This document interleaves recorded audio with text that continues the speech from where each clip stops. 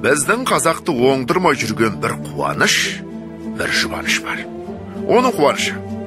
Елде бір жаманды тауып, бір адамның бұл өзі қылмаған жаманшылығы шықса, қуанады.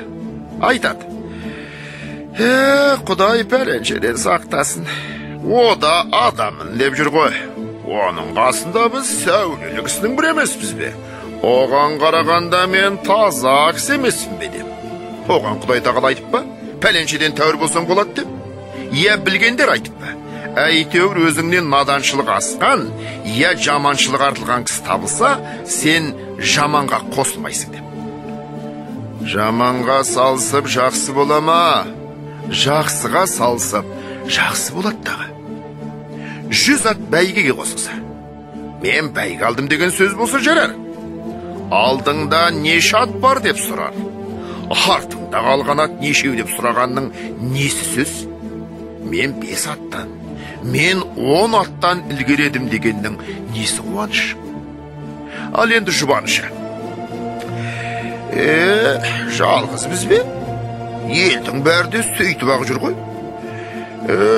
Көппен көрген ұлытой, көппен бірге болсақ болатта дағы деген сөзді жұбаныш қылады. Оған Құдай тағала айтып па? Көптен қалмасаң болады деп. Көпке қақарым жүрмейді деп пе, жоқ әлде көпке тұзағым жетпейді деп пе?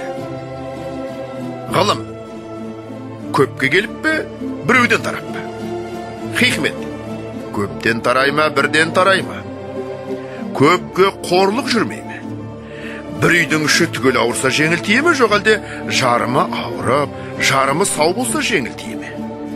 Жер білмеген көп адам адасып жүрсе, бір жер білетұғын кісінің керегі жоқ бекен.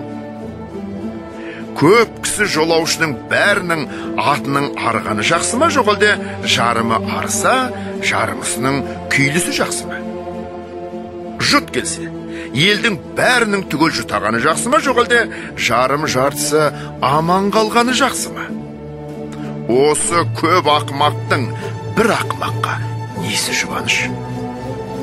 Тоқымымыз бен аузымыз сасық болушы еді деген жаман күйеу қалыңдығын жеңіп пе? Көңілін сол сөзі разы қылуға жетіп пе? Ендеше көбіңнен қалма, сен де аузыңды саста бер деп пе?